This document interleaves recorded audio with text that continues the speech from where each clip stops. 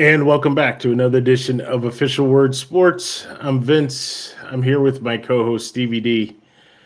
And Stevie D, this is a tough show. Very tough, um, because what we witnessed this past Monday night, you had a game that came in with all the hype.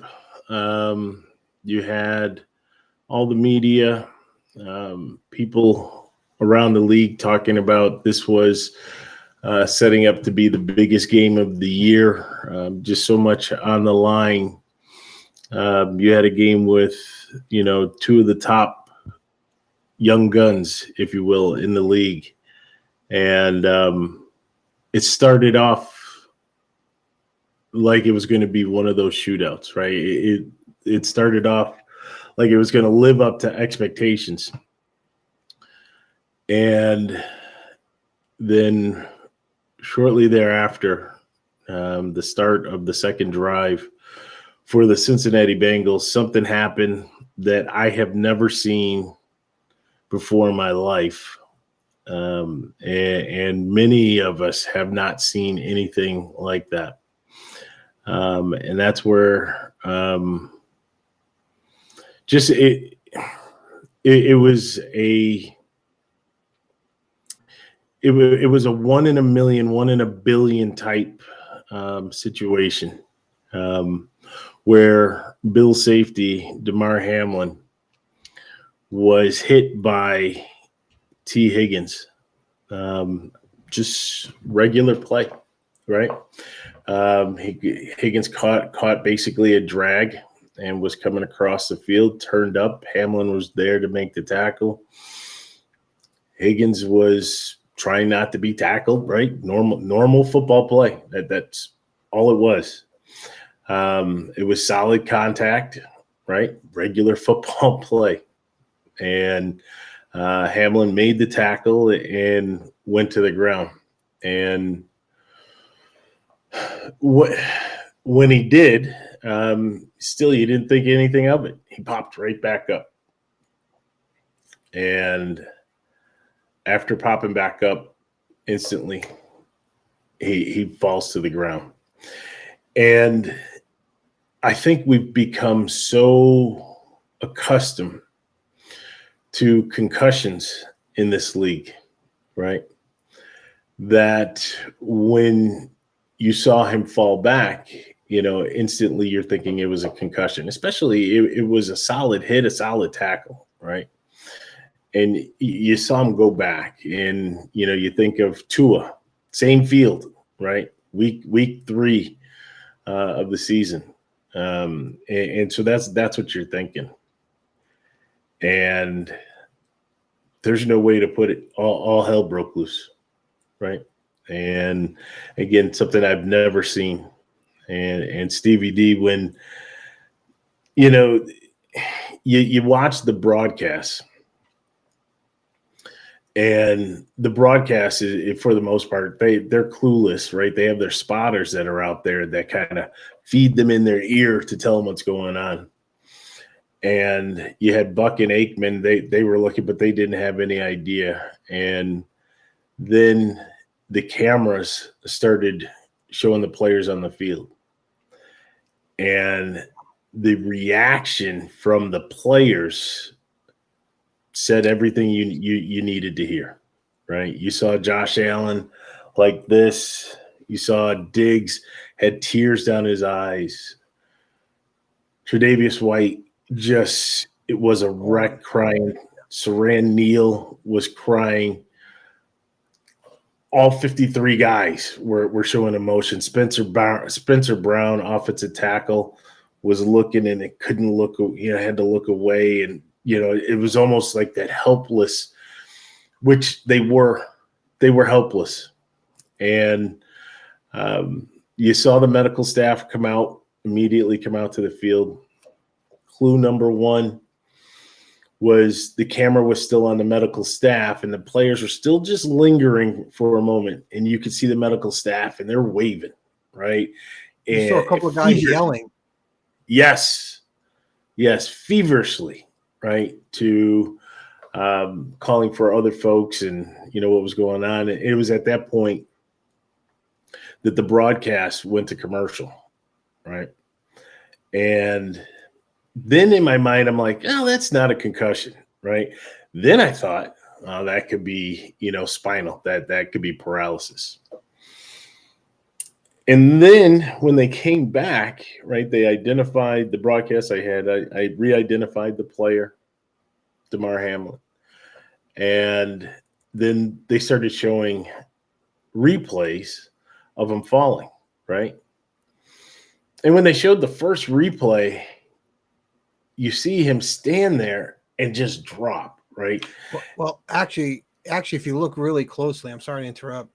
If you look really closely, I mean, it's a split. When he got up, there was just a slight movement, like he was going back, and then he went down. It's ever so slight, because I saw some replays in slow motion, and you can really see it in the slow motion where something wasn't right, and then it all happened. Like there was like a little bit of a shock to the heart area, and then it all happened. And it's yeah, it was and when he fell, you can see the back of his head hit the ground. Right. Just no control. I mean, and again, in my mind, I'm thinking concussion, right? That's got to be what it is, right? And then again, the broadcast booth still has no clue, but I think they started to get something in their ear, right? Because next thing you know, you started to see the Bills players start to form kind of like this V, right, to kind of cover and shield the work that was being done by the medical staff, so that fans in the stands, the TV cameras really couldn't see what was happening. And as Berman would say, tick tick tick tick tick tock, tick tick, right? And time is just going on, and you're trying to figure out, right, this has got to be bad, right? The longer it goes, we've seen, as I said, we've seen all kinds of injuries, right? We've seen it. Right, we've seen the paralysis or the spinal injuries. Bird for you, Everett for me, right? And Shazier, we've seen same field, by the way, with Ryan Shazier. We've seen these things. And from Detroit.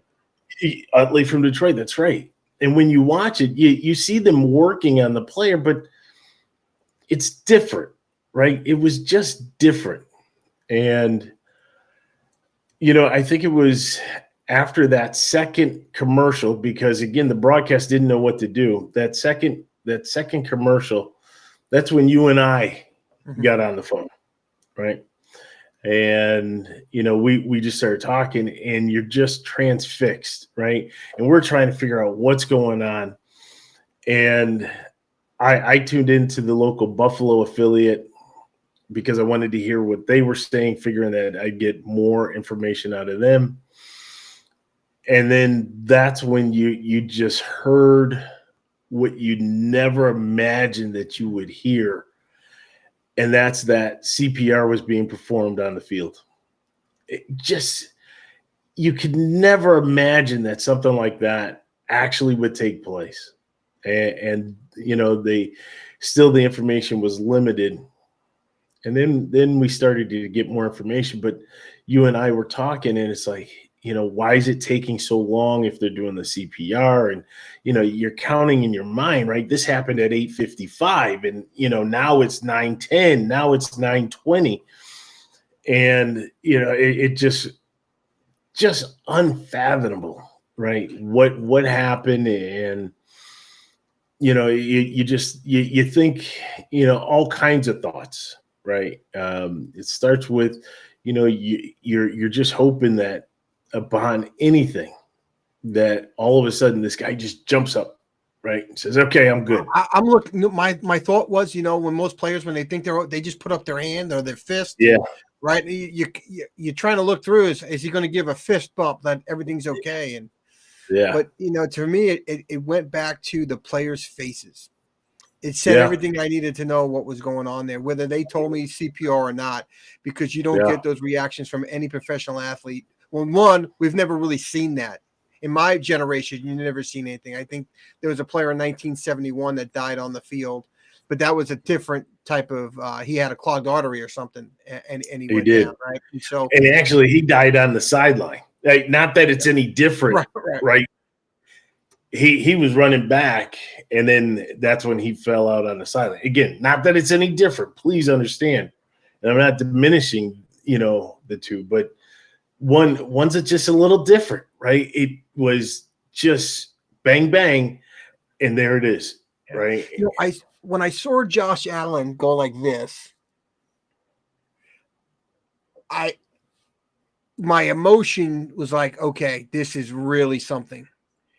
And then when I saw the tears down Stephon Diggs' face, because it took a minute to pick up Trey White.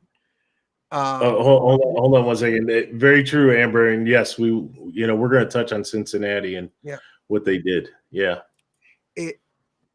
When I saw Stephon with the tears, it just reconfirmed what I just saw with Josh Allen, because you saw a lot of faces that were like, they'll say white as a ghost, that they were disoriented. You looked at players and you could see right through them, because, some people cry. Some people just have that blank stare. Like,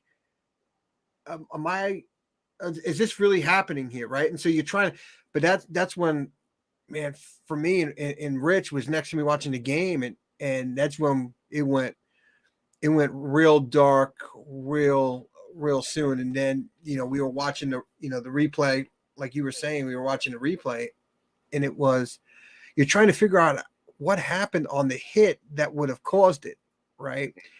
And, you and I talked about the hit to the chest. That was my immediate kind of thought around that chest plate issue there. And so, you're talking about a 1 in a million or whatever chance. Yeah.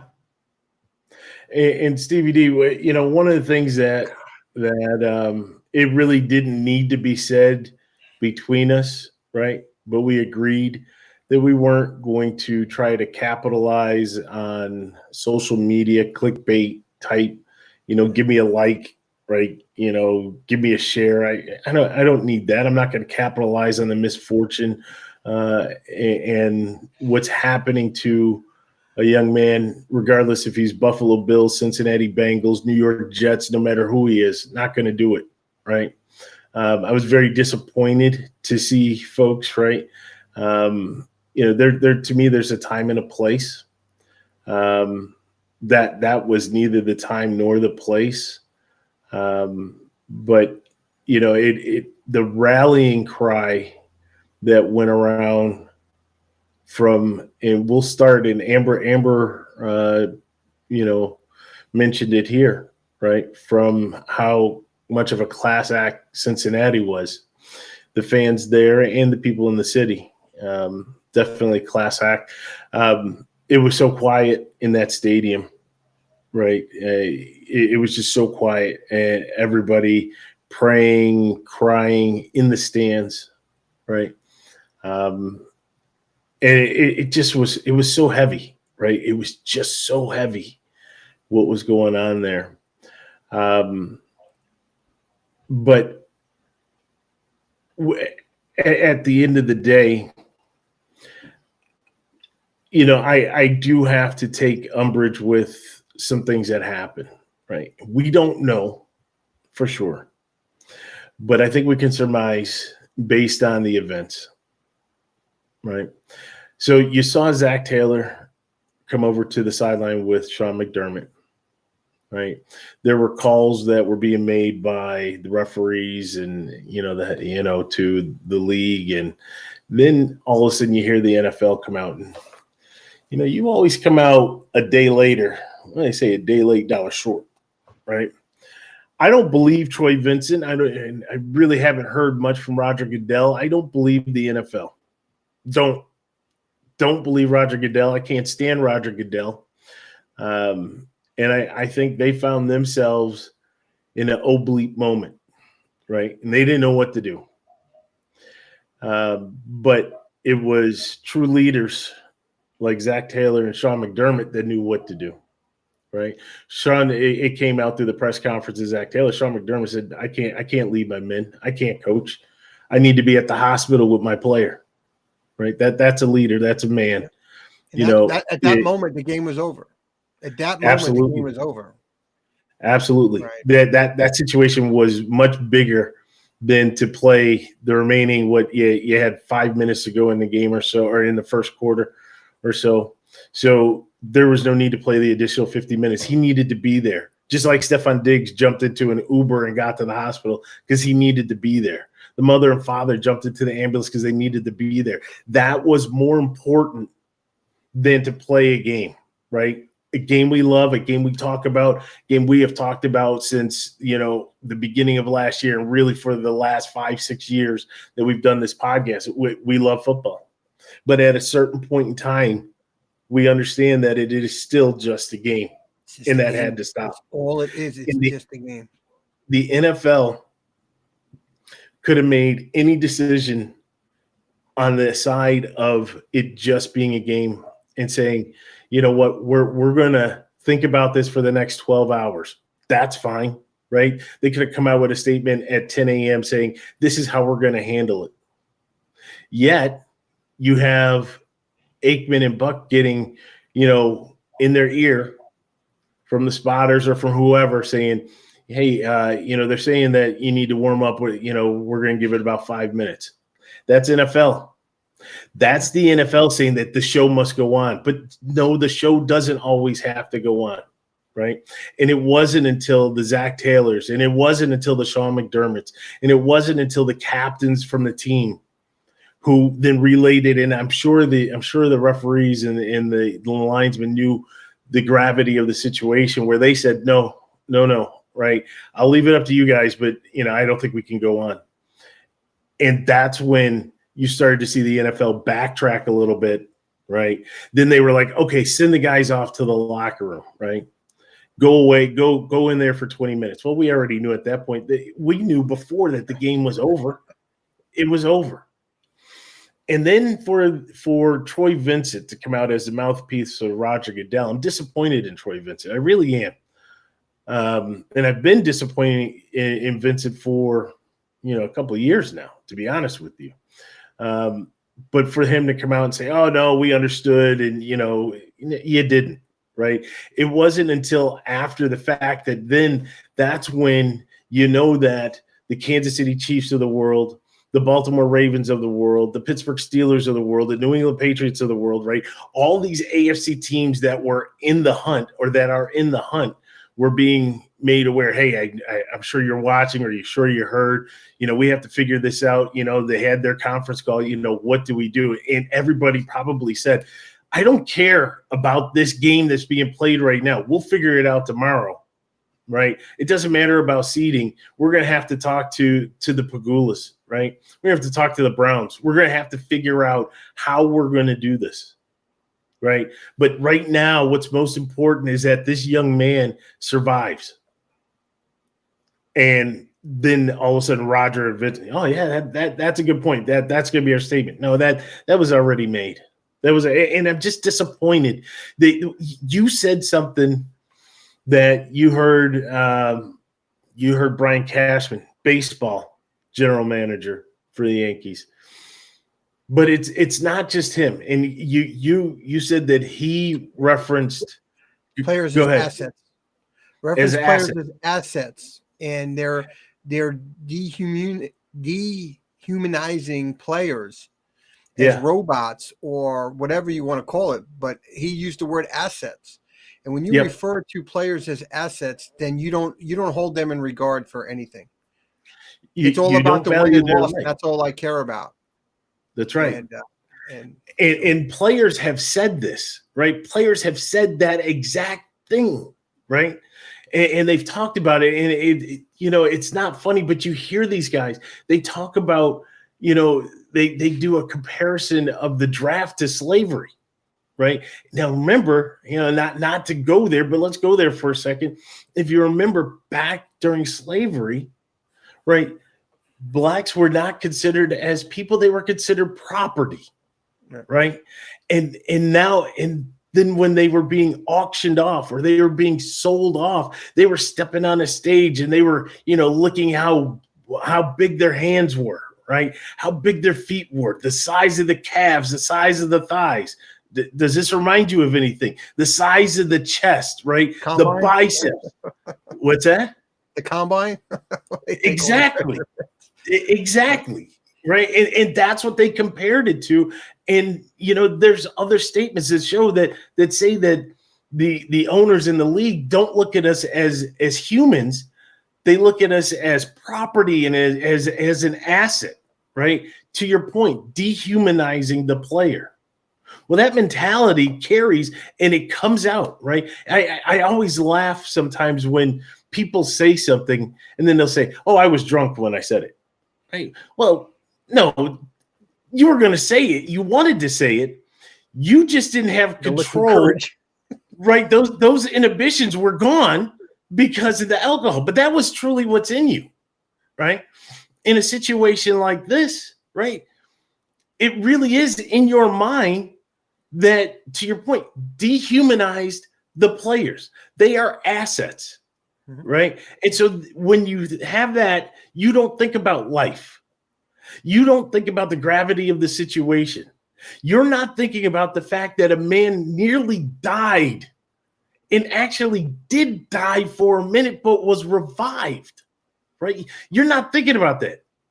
Just move him away, clear the field, give 5 minutes, and let's go back at it, right? Because I got sponsors and I got commercials that are generating revenue that I'm losing, and I need that. That's what's most important to you.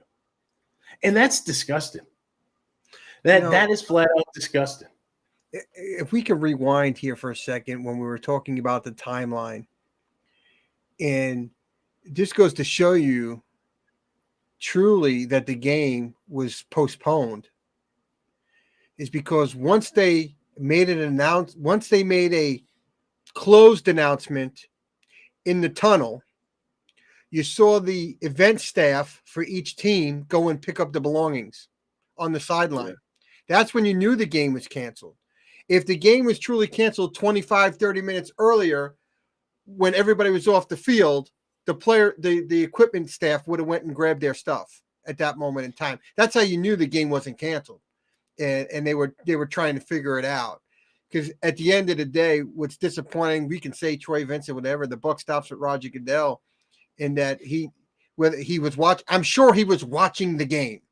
Okay, it was a big time game. He's watching it. Surprising he wasn't there, to be honest with you, in person, because it was, the hype around the game. That big of a game, right? Yeah.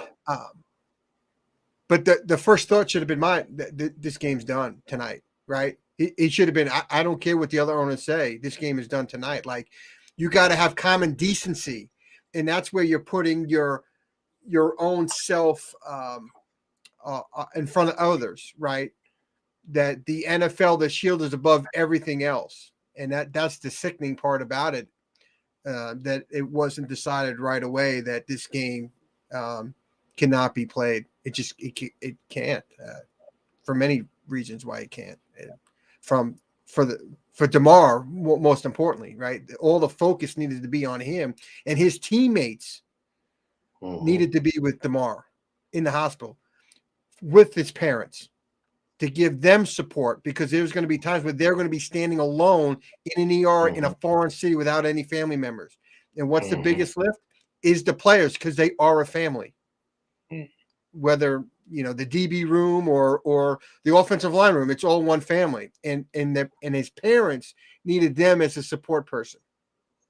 And every minute they were held at that stadium was a minute they weren't with the family members, because, once you go to the ER, Damar's going to go to the back, and the parents were probably ushered to a quiet place, because, the media and stuff like that may come on and bother them. So it's just, it was sickening to me knowing that the players had to go in the back. And I think the Buffalo players said, "To hell with that. I'm taking a shot. I'm getting ready to go. right? To be like Stephon Diggs took an Uber.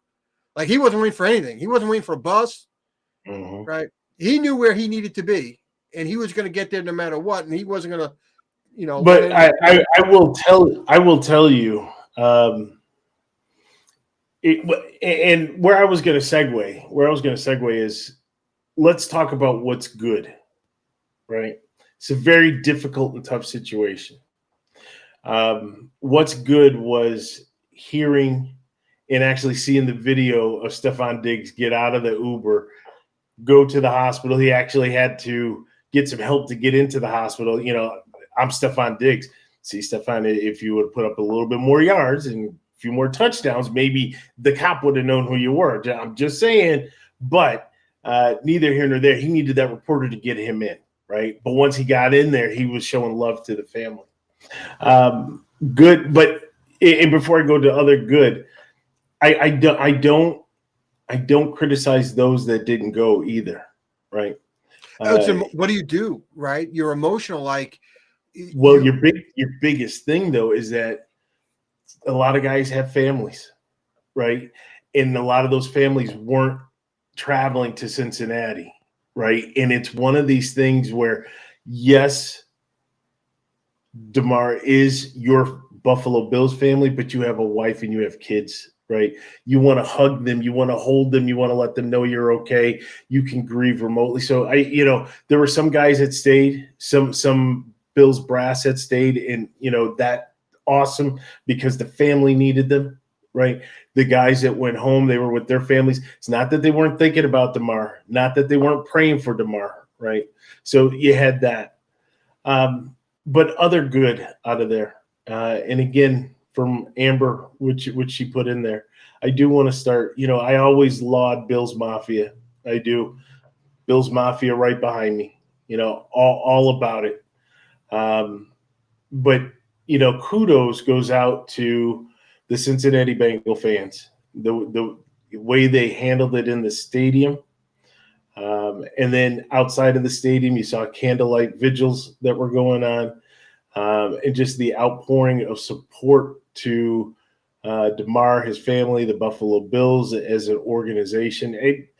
Kudos, because we talk about you haven't seen this situation, and when the situation does arise, the NFL failed, but the fans, they rose to the top. Right. They did the right thing. Buffalo Bills fans, Bills Mafia, obviously, second to none. Right. You may have yours and believe in your Jet Nation, but I'm going to tell you, Bills Mafia and what we believe, we bleed for the Buffalo Bills. Right. Maybe it's because it's a smaller city, right? We have University of Buffalo, but we're not a big time college city, but we function almost like a college city because everybody just swarms and they love it, and they love the smaller team. town community, right? Everybody's family, everybody looks out for each other. Yeah, that homeness of a small community, that acts large, right? I know we're going to touch on it, but I got to say, the Buffalo Bills training staff saved that man's life. They were quick. Hold on. It wasn't just the Buffalo Bills. No, I understood, but I'm saying their quick actions when they got there. But it was everybody though, Steve. It was the Bills training staff, it was the Bengals training staff, and the NFL. I do have to give the NFL credit there. Well, I didn't get there, right? I have to start with the Bills, because their quick action on the field to diagnose that this is something very different, and the yells to get the different parties out on the field really quickly to take that action, right? They always say when a player has a neck injury, how important it is not to touch and move and do all things a certain way.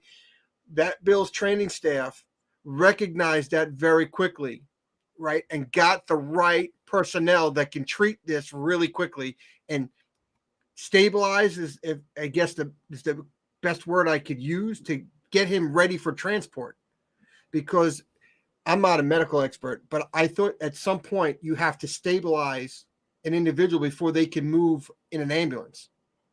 Like there's certain things and checks and balances in the ambulance that have to be done before you can move the car for the safety of the hurt, right, of the injured. And I mean, you mentioned all the different staffing, but I just thought, in the beginning, I won't rehash every, the town of Cincinnati, the local paramedics that were on staff, the NFL personnel.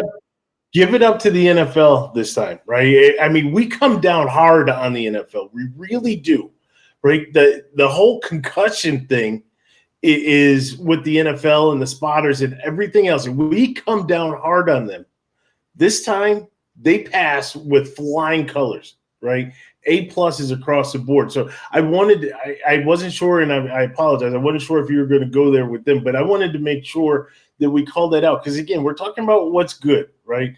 And there is a high likelihood that this will have a good ending. I'm not going to say a happy ending, but this will have a good ending, right?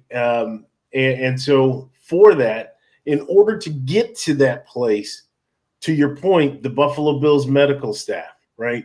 The Cincinnati Bengals medical staff, and their quick response, their reactiveness, and then the NFL and their response, right? To be able to get out there, assess, and then do what was ever necessary to bring this man back, right? So that there was a heartbeat, right? So that they could transport him and then keep going to what they're doing. So again, sorry to step on you with that one. No, you're fine. I want to make a clarifying statement, because earlier on I talked about his chest and all of that.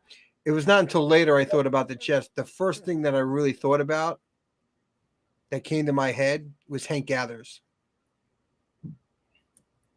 Right? Yeah. That trauma, and I don't know about you, right? I didn't know you back then, but the trauma I had over Hank Gathers, being such a young kid when it happened, I think I was 15 when that happened.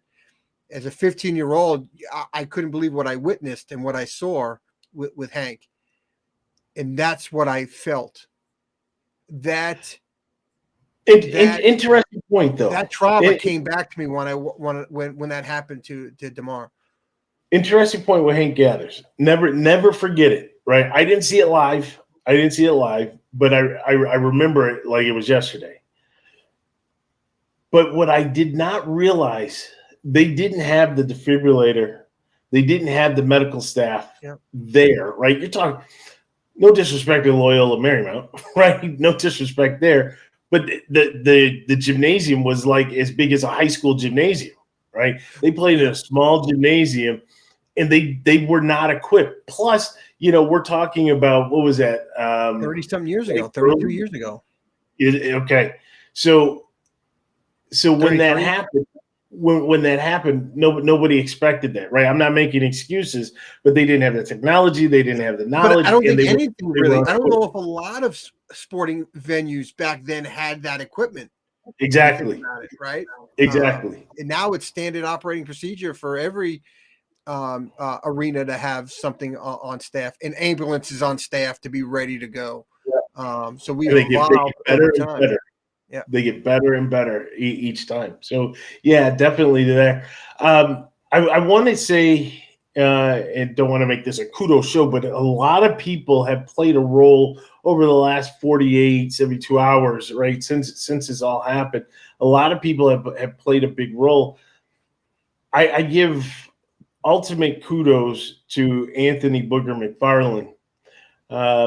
And just the way that he was able to handle the situation, the words that he was conveying, because when they went from Buck and Aikman, they went to Colbert, Scheffner, and McFarland, right, in the studio, and listening to Booger McFarland, and just, from a player, right, you could see it on his face, right. Scheffner, he looked phony to me. I don't know. He did it. I'm not going to say that he was, but it just had that vibe to it. It did. Susie Colbert, I think I'm not sure, but from Booger McFarland, I can tell you that that was genuine, right? He was hurt because that's the fraternity, right? That's that fraternity. That's a guy that played the game. That's a guy that had hits like that, gave hits like that. That's a guy who knew everything that was happening there, right? Knew the emotions that was happening from the players, knew the emotions that were happening from the coaches, right? And to sit there and watch that, and for him to be able to communicate to the masses, right? Because again, Buck and Aikman, they cut and went inside to this studio, and now you have to fill time, and now you have to explain, and now you have to educate, right? And all these things Anthony McFarland was doing, and I thought he did one heck of a job, Yeah. right? Added to that, I thought when Ryan Clark, even though he's got his own podcast that I love, right, in direct competition with the OW Sports, but Ryan Clark and SVP, I thought they did a great job, right? Ryan Clark actually played the position, right? So now you have somebody who actually walked in those shoes. And even further, he has a medical condition that didn't allow him to play in Denver. Think about that, of how he had to, talk to his teammates and his coaching staff that, yes, I'm a big part of your secondary, but I can't go there. I can't go and play because of a medical condition. So you add on to the qualifications of Ryan Clark to be able to talk about feelings, though, I mean, a little bit different, but he had a medical condition that didn't allow him to play in high altitude. His doctors warned him that you may not get a good outcome if you do play. You're right about Ryan and SVP there, Scott Van Pelt from ESPN. And, that's not what you thought you were going to be doing and talking about that night. That's true. Pivot on that into such a emotional topic. And I don't know. But I can't imagine having to talk about that live like that. Yeah, it's so real, right? It's so real, and they didn't become redundant. They didn't become a broken record and just rehash what they told you 15 minutes ago. They laid everything out, right? Different scenarios. They told you what the feelings were. They told you, what to expect. It was great. It really was. Such a sad situation, but I found myself kind of like a car crash, right? Where I was just fixated on what I was hearing on the television, what I was hearing from the local radio station back home, right, from Buffalo. And I'm listening. I'm trying to get as much information as possible, and really listening to these guys. You kind of walked you all the way through, right? Help keep emotions in check, right? And then, you and I were just going back and forth. I'm like, this is what I heard. You're like, this is what I heard, right? Trying to keep it going. So, kudos there. The last kudo that I want to give really from this perspective was from, and I'll call them out, WGR. I think the coverage that they did was great. The one that really was providing the information is Sal Capaccio. If you're watching the podcast, you may know Sal Capaccio because we've had him on a couple times. And he's the sideline reporter for the Buffalo Bills. And so, Sal was able to give all of the updates, right? Again, real time, some things he didn't know, right? As you're listening to him, he's like, guys, I can't tell you anymore. The reporters had gone into the tunnel, right?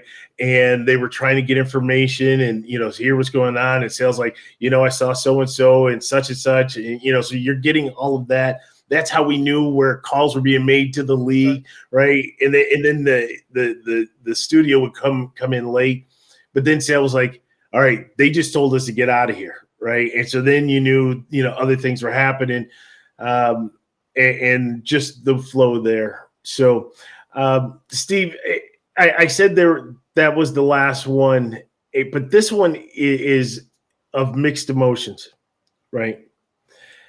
And that's for T. Higgins. because what's great about that is just T. Higgins wanting to be there and being embraced, not being looked at as a villain or anything else. The family has taken him in as he's there at the hospital. They know each other. Okay. They have a relationship, Damar and T. They know each other from somewhere. I don't remember where, but they do have a relationship with each other. And that's where he feels even worse about is that was his guy, right? But he's been there the entire time. He has been at the hospital the entire time, right? And just with the family. And I feel so bad for him because nobody could ever imagine the outcome. The intention was to play the sport, and you play it to the best of your ability. To get the outcome of what happened is not anything that you dreamed of, or that even the guys, like you remember the Atwater Okoye hit, right? One of the most violent hits I've ever seen, right? Nobody on either side, they just wanted to hit, right? So it's what the game is. You want to hit, you want to exert dominance, right? You want to break free. At the end of the day, you see when the clock gets to zeros, you see it all the time, right? For once it's over, they're dapping each other up, they're hugging each other, right? They're huddling in prayers, they're talking to each other, they're exchanging jerseys, right? Because now that part is over. But you don't want to see what happened. And I feel so bad for T. Higgins because he's carrying that weight, and he shouldn't have to carry that weight, right? No matter what, he shouldn't have to carry that weight because he did not do that on purpose. There was no intention to cause harm like that. And I feel for that. If anybody thought that, man, they're from another planet. Okay. It may not be what other people thought, but it may be what's in his mind that he's struggling with. Yeah, sure. I can't speak for what's in his mind. Because I've heard that a couple of times. Like I've heard people say, "Oh, that was a dirty play by T." What? How is that? No. Are you out of your mind? No, that's not a dirty play. Dirty play. No, it's not a dirty play. I don't know. That may be Vontaze Burfict or Jack Tatum. That's the TikTok crowd, right? The TikTok crowd trying to get, you talked about it, the clickbait, right? Say something silly, so somebody's going to watch, the video or the clip or whatever it is you're going to do, because that's all it can be. It was a football play, and it's the most unfortunate outcome you can possibly have, right? Yeah. And you're talking about a 1 in a million billion shot that you got hit. Right, because we've talked about this, and we talked about that from my son's perspective, from a baseball player. It's normally youth baseball players, because in baseball, when you're not developed yet at a young age, the spot in your chest is bigger. As you get bigger, that spot gets smaller and smaller. That's left exposed, and that's what's so incredible about that shot. It's really a 1 in a billion type chance that you got hit in that spot that shocked, they caused the electrical short in the heart to do what it did. I'm curious to see how the NFL is going to handle that in the shoulder pad manufacturers. Can they get a little bit lower in the chest with that extra padding to absorb something like that? But it goes deeper than that, though, because it was the impact that caused the heart to misfire. Yes, but something got in that crevice. Something got in that crevice. It's more than in here. It's more than in here. It was that jolt that caused it to flutter. It wouldn't release. Right, the heart. Let me be clear. I did not get a Holiday Inn. But I've heard something different, right? I heard something different from other doctors, kind of talking about it, right? The The one that I heard is that, the heart goes in at a rhythm, right? And what happened was on that impact, what ended up happening, instead of going in that rhythm, it got stuck and it was fluttering like that. And it was unable to go back to that rhythm, right? And so that's where there was like that shock, and then that's where the CPR kind of kicked in, which then went along with um, the time that it took them to bring it back. But I guess it was still going through spasms because then it kind of went out of rhythm again. That again, now in all fairness to all of our listeners, all of our watchers, right? We're just rehashing what we're hearing, right? A, obviously we weren't on the field. B, we're a couple of computer guys. Right. We're We're not not doctors. making news, right? We're not trying to be the breaking news story on Not something. not at all. Not at all. Here's Dana. When a heart flutters, it cannot pump blood, right? And Dana has a little experience with this as well, right? Electroactivity gets interrupted. Thank you, Dana. Um, Neither here nor there, right? Neither here nor there. Stevie D, we talked about it, and I want to kind of get all of this in. We talked about, what's good. Oh, I do want to talk about what's bad, right? I want to call out what's bad that's out there. Now, I've already talked about the NFL, what's bad, right? I talked about all of these people that are out there in social media that want to get a like and want to get a share so that they can say, oh, look, my post had 500 people with smiley faces and hearts and praying hands and all of that, right? Forget all that, right? But I want to talk about a gentleman by the name of Skip Bayless. Okay. Skip Bayless is an ass. We've known this, that he's an ass. He was an ass at ESPN. He's an ass at Fox Sports 1, right? He has molded himself into this shock jock type sports personality. Does not have a lot of people that want to be associated to him or with him, right? And now he has a show, right? Skip and Shannon's called Undisputed, right? And yes, Skip, I'm giving you a little bit of recognition, but the reason why I'm giving you recognition is that for anybody that watches our podcast, I want you to go read the tweet for yourself. You want to talk about being insensitive in the time of a crisis, just so that people will click on it. Well, you got your wish, right? Because everybody could not believe, they couldn't fathom in their wildest dreams that somebody would put something out there so insensitive, talking about let's let the games begin because the playoffs are on the line and we got this going and we got that. Totally forgetting about a man that's laying on the field with his uniform cut off so that they can provide medical attention, and that it's serious medical attention. Then came the next day, the fallout, right? So the fallout actually happened as soon as a tweet, because every athlete out there was just throwing all kinds of darts at Skip Bayless, right? Calling for him to be fired, fans calling for him to be fired, right? He stayed on. He came on the next day, and I want to tell you, you thought Adam Scheffner was putting on an act. Let me tell you, Skip Bayless was putting on an act on the next day. It was disgusting. The fakeness, the fake pauses, the absolutely, type of movements was all scripted, and it's such a joke. And the joke is on him because nobody believes you, Skip, and that's what it comes down to. Nobody believes him. Not at all. Act. And you make yourself look that.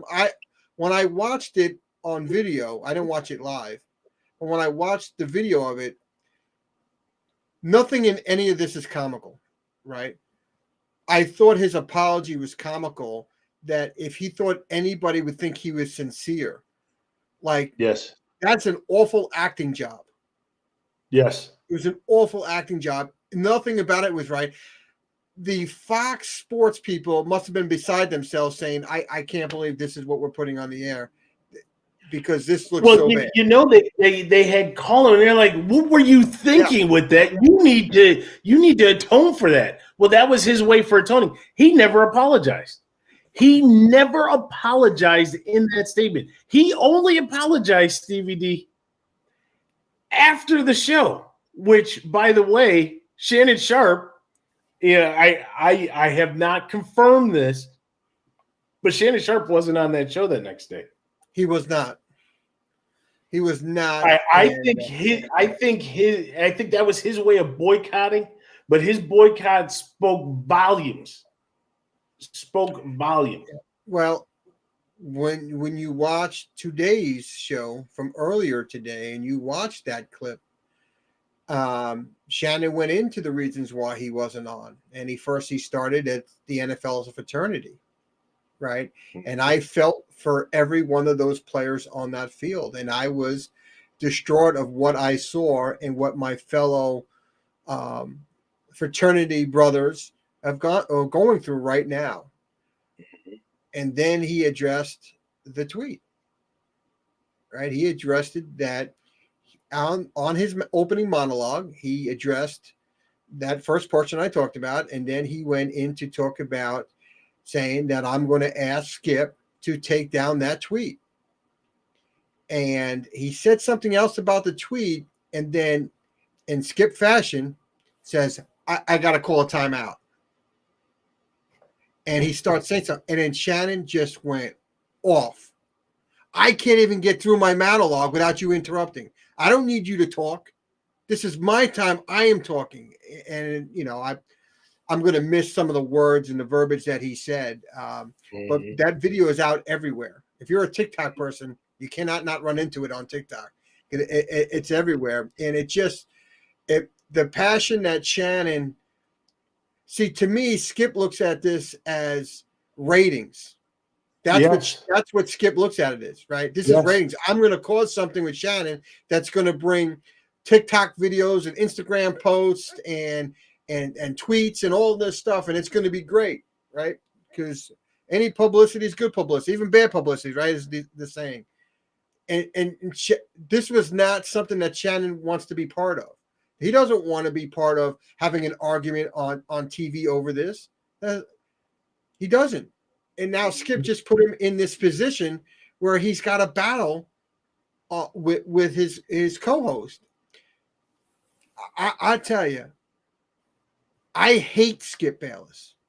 I loathe him now. I truly loathe him. Right? In my universe, loathe is worse than hate. How, and I'm an emotional guy. I can get from 0 to 100 really quick. I know you've seen me get hot before, right? And you've had to calm me down at sporting events, right? Risk versus reward, baby. Yeah, the most powerful line of all time. I live by that line.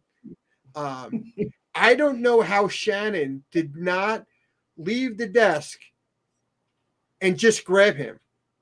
Are you kidding me right now? We're doing this right now. We're doing this right now. The control by Shannon Sharp. He used his mouth and he got very angry, but he was able to control it where he didn't go over the counter, right? To go after him. And I thought that was such great restraint because it's such the emotion that Shannon has about that scenario, especially because he played. There's a lot of emotions flowing through his body.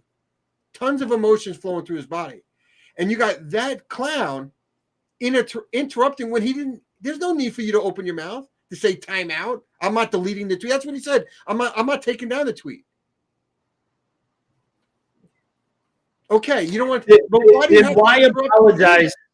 Why apologize after you were told to apologize? To me, because yesterday he apologized after the show, right? Apology means nothing if you're going to leave the tweet up. Stevie D, I don't want to make this on Bayless, right? He's just one of the things, and I think we'll let our fans, but just know that Skip Bayless is a fraud, is a joke. To your point, you said that you loathe, right? I'm with you on that. And I'm with you on that, not only for him, but anybody else that is trying to push an agenda, right? Because I've seen other tweets that are out there trying to push an agenda as to what happened, right? Just sickening. It's disgusting. And so I wanted to put that out there. I did forget about some other things that were good, though, Stevie D. Again, and when you said fraternity, you reminded me of this, right? Kudos to all 32 teams, even your New York Jets, did something, to honor and to show support for Damar Hamlin. The ones that they've shown were like the Dolphins with Hard Rock Stadium. They changed the colors to red and blue. Cincinnati did the same thing. But moreover, just the outpouring of support to Damar Hamlin's foundation. I would be remiss if I didn't talk about this. $6 million right now. Yes. So Damar Hamlin had a foundation, and with his foundation, or has, right, and it's called the Chasing M's Foundation, right? It was established to support a toy drive for Damar's community, sponsored by the Chasing M's Foundation. And I will tell you that they had a GoFundMe page, which I have on the scroll. You can see at the bottom, a GoFundMe page, and they had a goal of trying to get $2,500. To your point, Stevie D, it is now at $6,780,370. The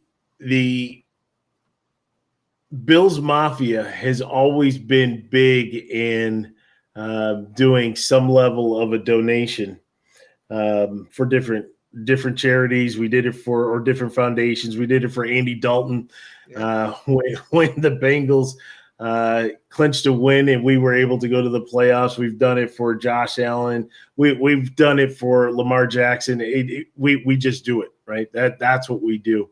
But I do want to call out some of the donations or some of the donors, right? Jim Irsay and the Indianapolis Colts donated $25,003. Robert Kraft and the Patriots donated $18,003, right? Matthew Stafford donated $12,000. And this is not to put anybody on top or anything like that, but you see the outpouring of support, right? The Houston Texans, $10,003. Russell Wilson, $10,000. Tom Brady, $10,000. Sauce Gardner, is anybody know that name? Sauce Gardner. He did $5,000. Mike Evans, $5,000, right? And I could keep going on and on, right? You just see everybody jumping in and donating, and I think that's wonderful, right? One thing I will say, don't let it take a tragedy to do a donation, right?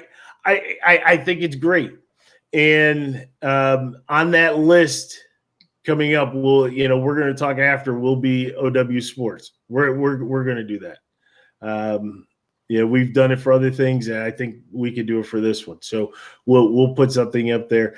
I don't think that it's going to be to the same level as the Ursays. That's probably because Dana, who's been fired as our chief marketing officer, has failed to drive up the revenue here so that we had the capital to do that. But we're still going to do that. I think it's something that we do.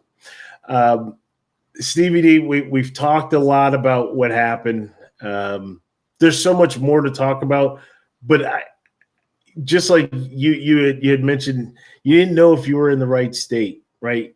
You did one heck of a job tonight.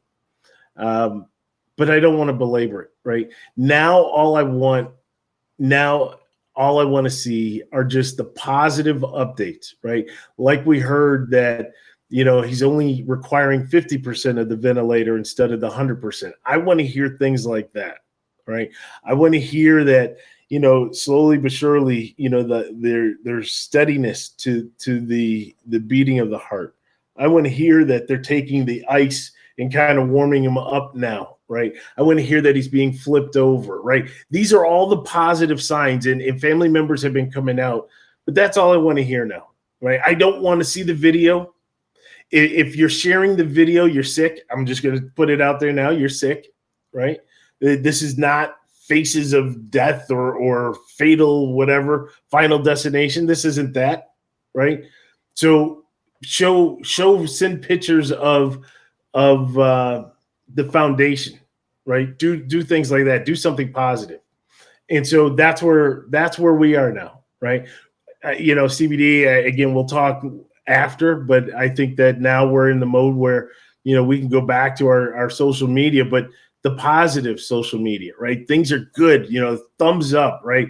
And hopefully very shortly, we're going to have one where his eyes are open, right? Where he's blinking. And, now it's going to take a little bit to understand his surroundings. And I'm sure he's going to wake up and be like, where am I?